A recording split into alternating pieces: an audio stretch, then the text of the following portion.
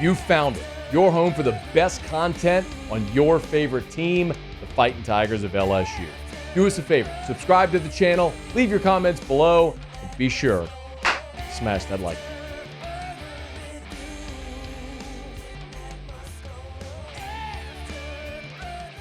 We talked a good bit yesterday about the LSU defensive front seven and in what I think is the biggest matchup of the game on Saturday. It's going to be LSU, and this is going to sound sort of counterintuitive because LSU's secondary struggled so much, but it's going to be LSU's defensive front seven and their ability to limit the Ole Miss running game, because the Ole Miss running game has really struggled to this point. We talked about Quinshon Judkins, ran for nearly 1,600 yards last year as a true freshman, was SEC Freshman of the Year, was first team all SEC running back. He was awesome. So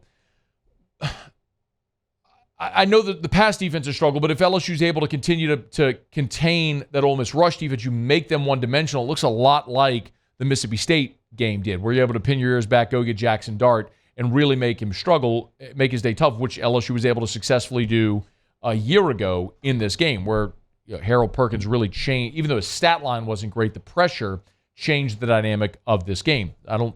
You wouldn't want necessarily teams to be a passing team against LSU, unless if you know they've got to pass in obvious situations, and then you can play soft zone, you can tackle soundly, you can rush the passer, all those things. It just shifts into your favor. So, but the other side of it, I think that's interesting, is going to be LSU's ability to run the ball against the Ole Miss defense. And Emory Jones met with reporters. Emory Jones and Logan Diggs both met with reporters, and I thought it was interesting listening to Emory Jones talk about matching up with the Ole Miss, the LSU offensive line matching up against his Ole Miss defensive line. Here's what he said.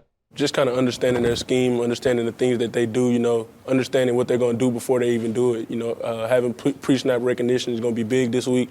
Kind of just knowing where their stunts and stuff are going to come from, where their blicks and stuff are going to come from is going to be huge for us, with building our run game this week. Remember, Ole Miss hasn't exactly played the toughest schedule. Now, they did play at Alabama last week, but on paper, playing Georgia Tech in the non-conference is intriguing, but Georgia Tech's not a great team. They played Mercer and scored 70 on them, and then they had a really close call at Tulane. The final score is not indicative. I mean, that was a one-score game with 2 minutes to go in that ball game. Tulane was trying to get a stop, get the ball back, try to go win it, but they had gave a field goal, then a defensive score, and it looked way worse really than it was. That was a close ball game.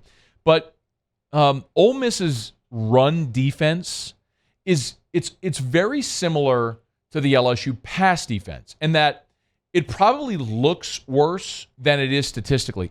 Ole Miss's run defense this year is 57th in the country. They're allowing 125 yards a game. That's actually better than LSU's, which is 67th. Like we talked about yesterday, the LSU pass defense is actually better statistically as far as the national ranking than LSU's run defense is, which is kind of crazy to think.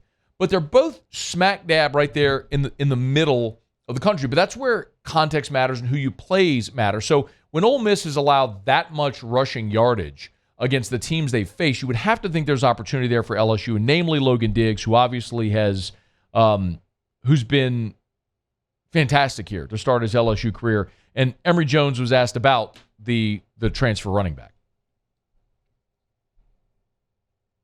Explosiveness. Logan, he sees the holes and he bursts through them.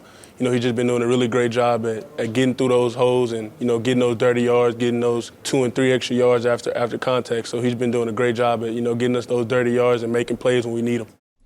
Speaking of, Logan Diggs met with reporters for the first time this season since the season started. Obviously, he's had a really good start, and now he heads onto the road for the first time for the second time now. Obviously, having won at Mississippi State a couple of weeks ago, where we got to see Logan Diggs play very well in that game against Mississippi State. Really, when he established himself as the lead running back on this team, now he's got to do it again on the road in conference play. Playing in the SEC is tough, and especially going on the road playing in the SEC. So at the end of the day, I'm really confident in our offense. I'm really confident in the defense, and overall, I'm really confident in the coaches and in our preparation. At the end of the day, all we can do is focus on and control what we can control at the end of the day. And I feel like it's always going to be the way that we prepare. If we go out and prepare hard this week, the outcome going to show in the game. If we don't, then it's after the game, and we got to reflect on what we didn't and what we did do wrong throughout the week. Of course, Diggs missed the opener against Florida State.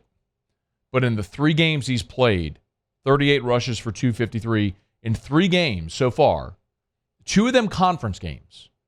Logan Diggs is averaging 6.7 yards per carry. You want the surefire way to go into Oxford and continue to churn offensively?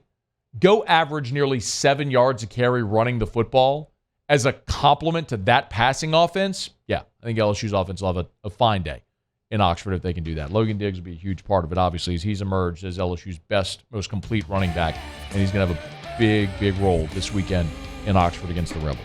Hey, thanks so much for watching. Please leave your comments. I love to interact, and be sure to hit the red subscribe button below.